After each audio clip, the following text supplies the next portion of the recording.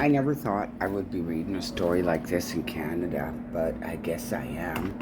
And this is social engineered this way, and it's going to get worse because we're inviting another million people into Canada, and I don't think we made 1,000,000 homes. So, this is heartbreaking.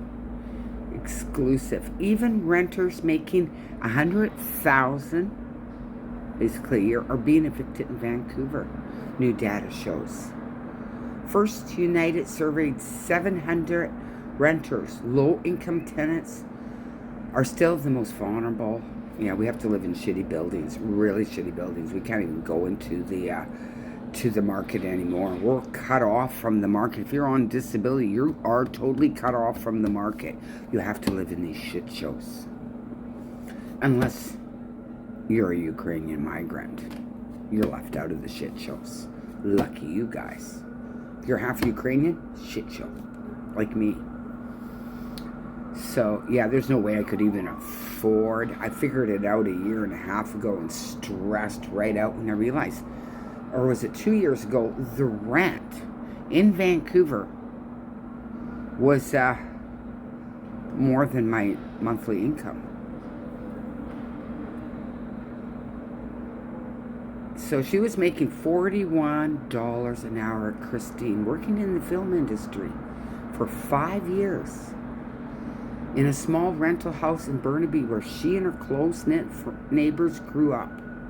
We had vegetables together too, grew vegetables. But in July 2022, she was given eviction notice for no good reason, triggering a series of events that led her to losing her job and becoming homeless. That's so sad. I lost my home in North Vancouver for breaking up, for inviting the wrong person into my home. Stole my home, basically. But in July, an eviction notice, 100,000. I can't afford to get a place of any kind. I can't even afford to rent a room from someone. You know, I never checked out renting rooms from someone because I've had such a bad experience. People aren't the same that they are today, even 15 years ago or 20 years ago. It's different. You can get yourself really easy into a nightmare. And with poor people, what these people were doing was renting a room and then kicking them out and keeping their fucking damage deposit. It even happened to me twice. So I refused to, rent out a room from someone I don't trust. She lost everything, absolutely everything. And it's horrible losing everything. I understand that. So did I eventually after moving so many times.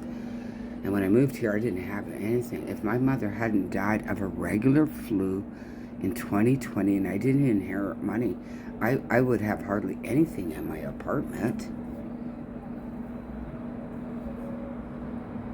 She's an upstanding citizen that makes 100,000 a year. Well, I've never had the luxury of making 100,000 a year, but I'm sad to know that that's not even enough to live in Vancouver.